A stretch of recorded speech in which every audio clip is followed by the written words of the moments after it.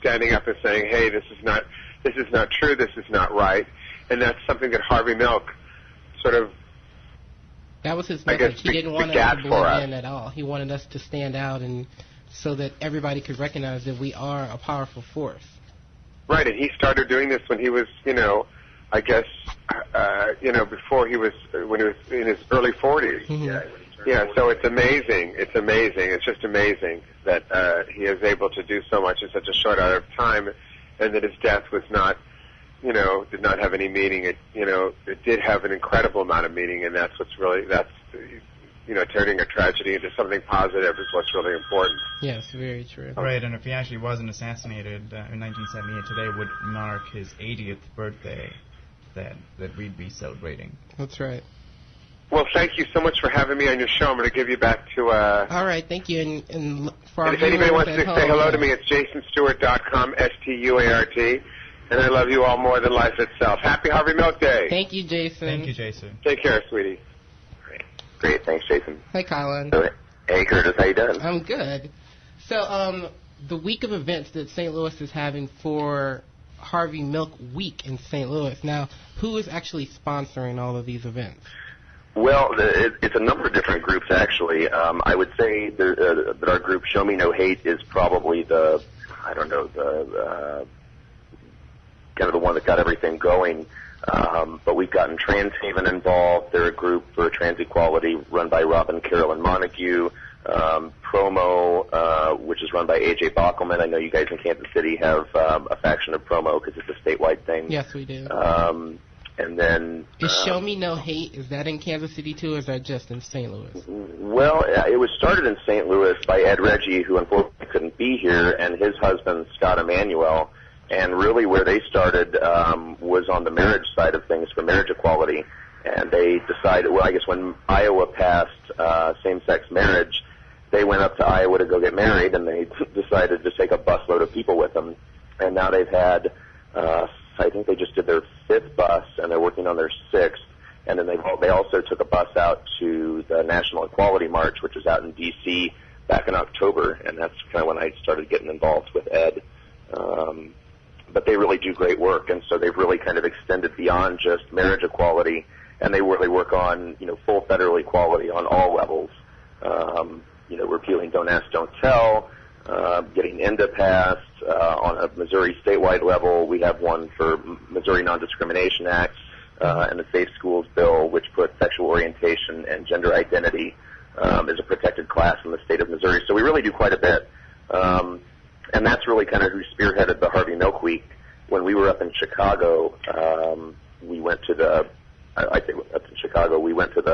Midwest chapter of the National Equality Conference, and they had a bunch of seminars and things going on. And, we started hearing that all of these interconnected groups via the Internet were starting to come together and do something for Harvey Milk Day, because I think, as you had touched on before, Schwarzenegger passed an executive order that makes Harvey Milk Day an officially recognized holiday in California, but with it not being everywhere else yet, we wanted to do something. Right, it needs to be everywhere.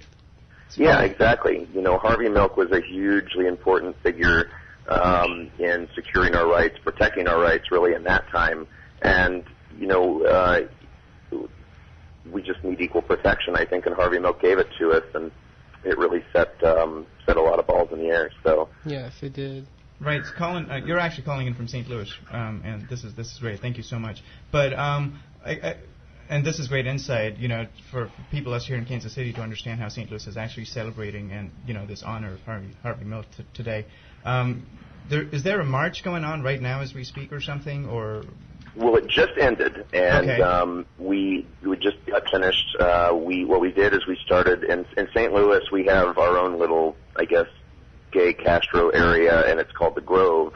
And if you are familiar with St. Louis, it's Curtis is. I just made a note of that right now, so I won't be there. Yeah, it's on the street of Manchester Avenue and Sarah, and it's in the city. But there's a bunch of the gay bars that are lined up here, and a bunch of friendly businesses. And we started at a local bar, Novak's, and we marched 3 miles. They did 5.5, I know, in the Castro, but ours was 3 to the courthouse. and we had signs, and Ed Reggie has a 14-foot rainbow banner, and so we got some police escorts, and we did a big march, and we had probably 60 or 70 people, and so at 9 we met, at 10 we marched, and then at 11 the show started, and we had a number of key speakers. Some are, I guess, more known in the St. Louis area, but Jason Stuart, who was just on, is a pretty well-known, he's probably the best well-known person, and then we had A.J. Bockelman from Promo, and we had Rob and Carolyn Montague from Transhaven. A bunch of people spoke, and a lot of them prefaced it with, hi, my name is so-and-so, and I'm here to recruit you, kind of in the spirit of Harvey Milk, and they kind of pumped everybody up for where we need to go next, and it was kind of nice because they had a baseball game, the St. Louis Cardinals, go-karts. Did we win? I don't know. I think the game's still going on. But anyway, we had a lot of foot traffic passing by. So, one of the big pushes was, of course, to get our own community rallied and get the gay community out there. But we really wanted to try and spread the word to everybody, because the most important thing is not the people who are already in full support of equality. A lot of them are already voting the way that we want to. We want to get the people who are on the fence and maybe less familiar with the history, because those are the people that really need to be informed about it. Right, and I guess just to quote one of the famous quotes from Harvey Milk, hope will never be silent. I mean, you guys in St. Louis are actually taking those exact same words and marching it forward. Absolutely. Ed Reggie and Show Me No Hate's been beyond the marriage buses. When the Archdiocese, I think Kansas City's did too, they donated $10,000, at least in St. Louis, they donated $10,000 to Option 1 in Maine to repeal it, or for it. I forget how the bill was worded, but anyway, they were against marriage equality in Maine. And so what we did is we organized a rally at the cathedral steps during church hours on Sunday, and for 4 consecutive weekends we protested, not so much the church itself, because we're really about including everybody, but really more about the decision that was made with the money. So Show Me No Hate does quite a few things that really kind of get the word out, and we hope that we can inspire other cities to do kind of the same. Yeah, I would really like something in Kansas City next week. Like, we're introducing Harvey Milk Week this week from St. Louis in Kansas City, but I hope next year in Kansas City we have our own Harvey Milk Week so that we can be on board, because it shouldn't just be in Kansas City. This is something that Harvey Milk affected every gay person's life, no matter where they were in the world. Exactly. And whether they know it or not. Exactly, whether they know it or not. So, I can give you if you go to, for all of you listeners out there, if you go to showmenohate.blogspot.com, or if you just Google search Show Me No Hate, you'll pull us up and you'll kind of see all the things that we've done.